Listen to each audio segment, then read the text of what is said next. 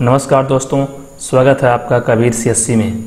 आज के current affair में पहला सवाल ये है कि किस कंपनी को भारत बिल भुगतान परिचालन इकाई यानी BBPOU की स्थापना के लिए रिजर्व बैंक ने सैद्धांतिक मंजूरी दी है।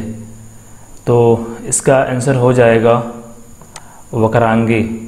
वक्रांगी को भारतीय रिजर्व बैंक ने सैद्धांतिक मंजूरी दी है कि वो भारत बिल भुगतान परिचालन की स्थापना कर सके। अब बात करते हैं रिजर्व बैंक के बारे में। तो रिजर्व बैंक का जो हेडक्वार्टर है वो है मुंबई, महाराष्ट्र में, और इसकी स्थापना की गई थी 1 अप्रैल 1935 और 2020 में इसको 85 ईयर पूरे हो गए हैं। और इस टाइम जो RBI गवर्नर हैं यानी रिजर्व बैंक के जो गवर्नर इस टाइम हैं शशिकांत दास और ये 25वें गवर्नर हैं। और आपको बता दें कि RBI के एक पूर्व गवर्नर थे जिनका अभी देहांत हो गया। उनका नाम था अमिताभ घोष जो RBI के पूर्व गवर्नर थे, उनका रिसेंटली देहांत हो गया। और RBI ने 2 कमेटी को भी बनाया है। 2 कमेटी को RBI ने बनाया है। तो पहले कमेटी का नाम है KV कामत कमेटी। इसमें यह है कि जो कोविड-19 के कारण जो भारत में जो तनावग्रस्त संपत्ति है उसको कम करने के लिए इस कमेटी को बनाया गया था। और दूसरे कमेटी का नाम है PK मोहंती कमेटी। इस कमेटी में ये है कि जो प्राइवेट बैंक हैं उनकी समीक्षा के लिए इस कमेटी को बनाया गया है, PK मोहंती कमेटी। नेक्स्ट सवाल ये है, नीति आयोग और किस देश के दूतावास ने decarbonisation and energy transition agenda पर एक स्टेटमेंट ऑफ इंटेंट पर हस्ताक्षर किए हैं, यानी SOI पर हस्ताक्षर किए हैं नीति आयोग और किस देश ने? तो इस देश का नाम है नीदरलैंड ने नीति आयोग के साथ मिलकर स्टेट ऑफ इंटेंट पर हस्ताक्षर किए हैं decarbonisation and energy transition agenda के लिए। यहाँ पे आपको दिखाई दे रहा होगा एनर्जी ट्रांजिशन एजेंडा। इसका मतलब ये है कि जो भारत में ऊर्जा के परंपरागत यानी नॉन रिन्यूएबल एनर्जी के तरीके हैं उससे हम कैसे गैर परंपरागत यानी रिन्यूएबल एनर्जी की तरफ जाएं, इसके तरीक़ों पर बात की जाएगी। तो हम जो नीति आयोग है नीदरलैंड के साथ इस पे स्टेट ऑफ इंटेंट पर हस्ताक्षर किए हैं। तो आपको बता दें कि जो नीति आयोग है इसकी स्थापना की गई थी 1 जनवरी 2015 में और इसने प्लानिंग कमीशन का स्थान लिया है। पहले प्लानिंग कमीशन था, अब यह नीति आयोग हो गया है। तो नीति आयोग जो है यह एक बॉटम टू टॉप पॉलिसी है, यानी इसमें हम ग्राउंड लेवल से उच्च लेवल तक जाते हैं। पहले ये था कि जो प्लानिंग कमीशन था इसके अंदर अगर पॉलिसी बनती थी तो केंद्रीय लेवल पर ये पॉलिसी बनती थी, उसके बाद स्टेट पे आती थी, उसके बाद जिला पंचायत पे, उसके बाद ब्लॉक पे और लास्ट में ग्राम लेवल पे ये पॉलिसी आती थी या स्कीम आती थी। लेकिन अब जो नीति आयोग है इसके अंदर ये है कि जो पॉलिसी बनाई जाएगी वो ग्राम लेवल पर बनाई जाएगी, यानी कि ग्राम पंचायत जो लेवल है उस पर बनाई जाएगी। उसके बाद यह जो ब्लॉक और लेवल पे जाएगी, इसके बाद यह जिला पंचायत लेवल पे जाएगी, फिर स्टेट लेवल पे जाएगी और लास्ट में सेंट्रल लेवल पे जाएगी। तो यह एक बॉटम टू टॉप अप्रोच है। और नीति आयोग का जो हेडक्वार्टर है वो नई दिल्ली में है और इसके जो चेयर पर्सन होते हैं वो होते हैं भारत के प्रधानमंत्री।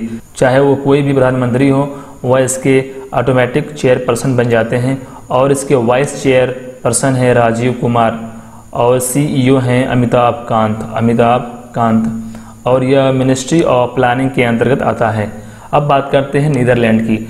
तो नीदरलैंड की जो कैपिटल है वो है एम्स्टर्डम और करेंसी है यूरो।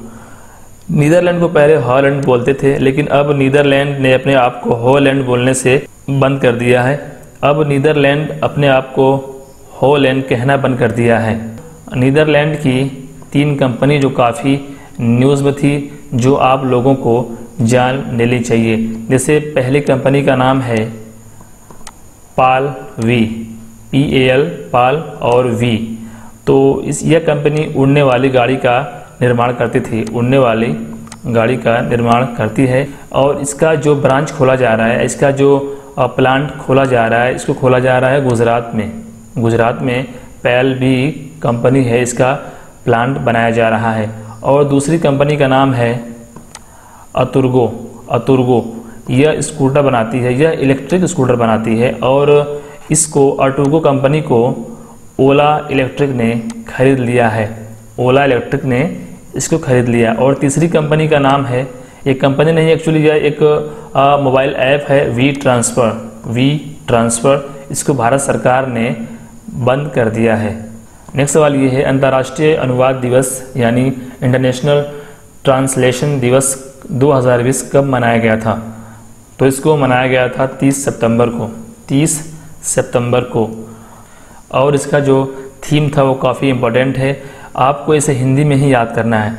तो इसका थीम है संकट में दुनिया के लिए शब्दों की तलाश करना। संकट में दुनिया के लिए शब्दों का तलाश करना, ये इसका थीम था। नेक्स्ट सवाल ये है, डॉक्टर जी.एस. अमूर जिनका हाल ही में निधन हो गया, एक प्रसिद्ध क्या थे? तो यह एक प्रसिद्ध लेखक थे। जी.एस. अमूर एक महान लेखक थे। इनको साहित्य अकेडमी अवार्ड से नवाजा गया था। तो अब बात करते हैं साहित्य अकेडमी अवार्ड की। तो साहित्य अकेडमी अवार्ड 24 भाषाओं में दी जाती है, लेकिन आपको बता दें कि संविधान में कुल 22 भाषाओं का जिक्र किया गया है, लेकिन साहित्य अकेडमी में 24 भाषाओं में जो अवार्ड है वो दी जाती है। तो 2 भाषाएं कौन सी हैं? पहली भाषा है इसमें राजस्थानी और दूसरी है इंग्लिश। इसमें 2 जोड़ दी गई है, यानी कि 22 + 2 यानी 24। तो साहित्य अकेडमी इसका स्थापना किया गया था 12 मार्च 1954 में। और इसका जो हेडक्वार्टर है वो है रविंद्र भवन दिल्ली में। और इसके जो प्रेजेंट टाइम प्रेसिडेंट हैं ये हैं चंद्रशेखर कंबरा। यह मिनिस्ट्री ऑफ कल्चर के अंतर्गत आती है। आपको बता दें कि जो मिनिस्ट्री ऑफ कल्चर है इसके मिनिस्टर हैं प्रहलाद सिंह पटेल। नेक्स्ट सवाल ये है, film and television institute of India यानी FTII की गवर्निंग काउंसिल का अध्यक्ष यानी प्रेसिडेंट किसे नियुक्त किया गया है? तो इसको नियुक्त किया गया है शेखर कपूर को, महान निर्माता शेखर कपूर। आप लोगों ने एक मूवी देखी होगी जिसका नाम था मिस्टर इंडिया। ये मूवी अनिल कपूर की है। तो इसको बनाया था शेखर कपूर ने मिस्टर इंडिया को बनाया था। नेक्स्ट सवाल है, अ बकेट ऑफ फ्लावर्स यानी फूलों का गुलदस्ता पुस्तक के लेखक कौन है? अ बकेट ऑफ फ्लावर्स पुस्तक के लेखक कौन है? तो इसके लेखक हैं कृष्ण सक्सेना। ये एक महिला है और यह भारत की पहली महिला हैं जिन्होंने PhD किया था लखनऊ से। 1955 में।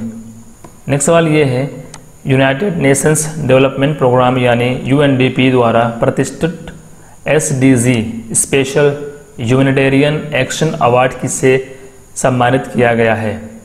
यानी UNDP की जो प्रतिष्ठित अवार्ड है SDG special humanitarian action award किसे दिया गया है? तो इसको दिया गया है सोनू सूद जी को, क्योंकि इन्होंने कोविड-19 के दौरान और फिलहाल प्रेजेंट में भी काफ़ी लोगों की सहायता की। काफ़ी जो लोग थे अलग अलग राज्यों के थे उनको उनके घर भेजा गया। इनके द्वारा बसों का जो प्रबंध किया गया था, यानी कि इन्होंने ह्यूमैनिटेरियन पर काफ़ी काम किया और काफ़ी लोगों का कोविड-19 में हेल्प किया। तो इनको सम्मानित किया गया है प्रतिष्ठित SDG special humanitarian action award से। आपको बता दें कि सोनू सूद ने एक मोबाइल ऐप को लॉन्च किया है जिसका नाम है प्रवासी रोजगार। इससे लोगों को रोजगार मिल सकता है। और सोनू सूद जी को कुछ कंपनियों के एम्बेसडर बनाए गए हैं। जैसे पहली कंपनी का नाम है एसर जो लैपटॉप वगैरह बनाती है, यह ताइवान की कंपनी है। और एक और कंपनी है जिसका नाम है गार्गो इंटरनेशनल। इन दोनों का इनको एम्बेसडर बनाया गया है। और UNDP का हेडक्वार्टर है न्यूयॉर्क में। नेक्स्ट सवाल ये है, अपने सभी बैंक अकाउंट फ्रीज होने पर एमनेस्टी इंटरनेशनल ने किस देश में अपना कामकाज बंद करने की घोषणा कर दी है? इसमें यह है कि एमनेस्टी इंटरनेशनल जो मानवाधिकारों की रक्षा के लिए काम करती थी, तो इस देश ने उनके सभी जो बैंक अकाउंट है फ्रीज कर दिए ताकि उसे वहाँ से पैसों का आदान प्रदान ना हो सके। तो इन्होंने इस देश में कामकाज बंद करने की घोषणा कर दी। तो ये देश का नाम है भारत। एमनेस्टी इंटरनेशनल का हेडक्वार्टर है लंदन में और इसकी जो फाउंडर हैं वो हैं पीटर बेनेंसन और इसके सेक्रेटरी जनरल हैं कोमी नायडू। इसकी स्थापना की गई थी 1961 में इसकी स्थापना की गई थी। नेक्स्ट सवाल ये है, कौन सा राज्य एकीकृत भूमि रिकॉर्ड प्रबंध के लिए वेब पोर्टल धारणी लॉन्च करेगा? वेब पोर्टल धारणी भूमि रिकॉर्ड प्रबंध के लिए लॉन्च किया है। तो इसका आंसर हो जाएगा तेलंगाना। यानी तेलंगाना ने पोर्टल धारणी को लॉन्च किया है या करेगा भूमि रिकॉर्ड प्रबंधन के लिए। भूमि रिकॉर्ड प्रबंध के लिए इसी तरह एक आंध्र प्रदेश ने एक ऐप लॉन्च किया जिसका नाम है भूदार और मी भूमि। दो मोबाइल ऐप लॉन्च किए हैं आंध्र प्रदेश ने भूमि रिकॉर्ड प्रबंधन के लिए। और आपको बता दें कि जो तेलंगाना ये काफ़ी इस साल न्यूज में था, क्योंकि तेलंगाना सरकार ने 2020 को आर्टिफिशियल इंटेलिजेंस यानी कृत्रिम बुद्धिमत्ता का साल डिक्लेयर किया था। और तेलंगाना में तेलिया रुमाल को GI यानी भौगोलिक संकेत मिला है। और तेलंगाना जो है वह साइबर सिक्योरिटी कैंपेन चला रहा है जिसका नाम है साइब हर। और एक और बात कि तेलंगाना में एक कालेश्वरम सिंचाई परियोजना है। और तेलंगाना इसलिए भी न्यूज में था क्योंकि तेलंगाना में एक श्री सलैम हाइड्रो इलेक्ट्रिक प्लांट है जहां पर आग लग गई थी, इसलिए भी तेलंगाना न्यूज़ में था। यहाँ के CM है चंद्रशेखर राव। यहाँ की स्थापना दिवस है 2 जून, यानी कि 2 जून को यह आंध्र प्रदेश से अलग हो गया था 2 जून 2014 में। नेक्स्ट सवाल ये है, IIFL wealth Hurun India rich list 2020 में पहला स्थान हासिल किसने किया है? यानी कि हुरून इंडिया की जो इसमें अमीर लोगों की जो लिस्ट है 2020 में से पहला स्थान कौन हासिल किया है? तो सिंपल है, मुकेश अंबानी पहले स्थान पे थे, दूसरे स्थान पे हिंदुजा बंधु और तीसरे स्थान पर शिव नदार। ये SCL कंपनी के फाउंडर हैं। SCL कंपनी के फाउंडर है शिव नदार और SCL कंपनी के चेयरपर्सन या प्रेसिडेंट हैं रोशनी नदार। ये इनकी बेटी है, रोशनी नदार, ये शिव नदार की बेटी है। अगला सवाल ये है, गीतकार अभिलाष जिन्होंने इतनी शक्ति हमें देना दाता, ये गीत आप लोगों ने बचपन में काफ़ी गाया होगा। इतनी शक्ति हमें देना दाता लिखा था का हाल ही में निधन हो गया, उनका असली नाम क्या था? तो उनका असली नाम था ओम प्रकाश। नेक्स्ट सवाल ये है, भारतीय चिकित्सा अनुसंधान परिषद यानी Indian council of medical research के वैज्ञानिकों ने भारत को हाल ही में किस वायरस की चेतावनी दी है? तो इस वायरस का नाम है कैट क्यू वायरस और यह फैलता है पिग यानी सुअर से और कुलोक्स मच्छर। उत्पत्ति की जगह है चाइना। यह भी वायरस चाइना से ही आए हैं। और ICMR की बात कर लेते हैं। ICMR यानी भारतीय चिकित्सा अनुसंधान परिषद ने एक ग्लूकोमीटर को लॉन्च किया है। ग्लूकोमीटर यानी कि ग्लूकोज को मापने के लिए इसको लॉन्च किया है। इसका नाम है सूचक। नेक्स्ट सवाल ये है, हरिजन सेवक संघ ने 30 सितंबर को अपना स्थापना दिवस मनाया। संघ की स्थापना किस वर्ष में हुई थी? तो इस संघ की स्थापना की गई थी 1932 में। इस संघ की स्थापना की गई थी गांधी जी के द्वारा। गांधी जी जब पुणे के यरवदा जेल में थे तभी इसकी स्थापना की गई थी हरिजन सेवा संघ की 1932 में। नेक्स्ट सवाल ये है, इलेक्ट्रिक सड़कों वाला पहला शहर कौन सा बना है जो सार्वजनिक बसों को चार्ज करेगा। यानी कि ये सड़क ऐसी है कि अगर इस पे बस चलेंगी तो वो खुद ब खुद उस सड़क से ही रिचार्ज हो जाएंगे। तो इसका आंसर हो जाएगा तेल अवीव। तेल अवीव में जो सड़क बनाई गई है, इलेक्ट्रिक सड़क बनाई गई है जिस पर अगर बस चलेगी तो वह बस चार्ज हो जाएगी। और आपको बता दें जो तेल अवीव है ये एक सिटी है इजराइल की, और तेल अवीव में एक गली का नाम रखा गया है रविंद्रनाथ टैगोर जी के नाम पर। नेक्स्ट सवाल ये, गृह मंत्रालय ने किस शहर में राष्ट्रीय जांच एजेंसी यानी NIA की अतिरिक्त शाखा को स्थापित करने की मंजूरी दी है। तो इसका आंसर हो जाएगा उपयुक्त सभी, यानी रांची, इम्फाल और चेन्नई तीनों जगह स्थापित की मंजूरी दे दी है। और रांची झारखंड की राजधानी है, इम्फाल मणिपुर की राजधानी है और चेन्नई तमिलनाडु की राजधानी है। और बात कर लेते हैं NIA की। NIA यानी कि नेशनल इन्वेस्टिगेशन एजेंसी यानी कि राष्ट्रीय जांच एजेंसी। इसकी स्थापना 2009 में की गई थी। 2009 में इसकी स्थापना की गई थी और इसके हेड हैं, चेयरपर्सन हैं YC मोदी। YC मोदी। अगला सवाल ये है, महाराष्ट्र के किस जिले में नो मास्क नो राइड, यानी अगर आपके पास मास्क नहीं है तो आप राइड नहीं कर सकते का अभियान चलाया गया है। नो मास्क नो राइड का अभियान चलाया गया है। तो इसको चलाया गया है सांगली जिले में। सांगली जिले का एक हल्दी है, यानी सांगली का हल्दी है जिसको GI टैग यानी भौगोलिक संकेतक मिला है। और तीन हल्दी हैं जिनको संकेतक मिला है GI का। पहली हल्दी का नाम है सांगली की हल्दी, दूसरे का नाम है कांधीमल जो उड़ीसा में पाई जाती है, और तीसरे का नाम है एरोड की हल्दी जो तमिलनाडु में पाई जाती है। आई रिपीट, पहले हल्दी का नाम है सांगली की हल्दी, यह महाराष्ट्र की है। दूसरे हल्दी का नाम है एरोड की हल्दी, यह तमिलनाडु की है। और तीसरे का नाम है कांधमल हल्दी, यह उड़ीसा की हल्दी है। इन तीनों को GI टैग दिया गया है।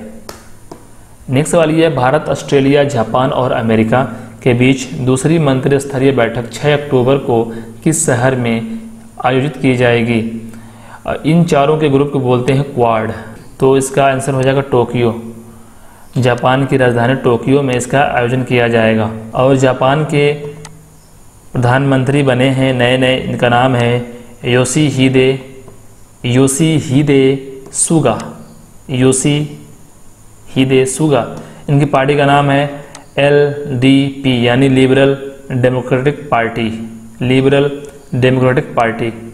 अगला सवाल ये है, महाराष्ट्र का कौन सा विश्वविद्यालय मराठा इतिहास के अध्ययन के लिए, यानी इसमें मराठा इतिहास का जो हिस्ट्री है उसको पढ़ाया जाएगा, यानी कि मराठा की जो हिस्ट्री है उसको पढ़ाया जाएगा के लिए एक केंद्र स्थापित करेगा।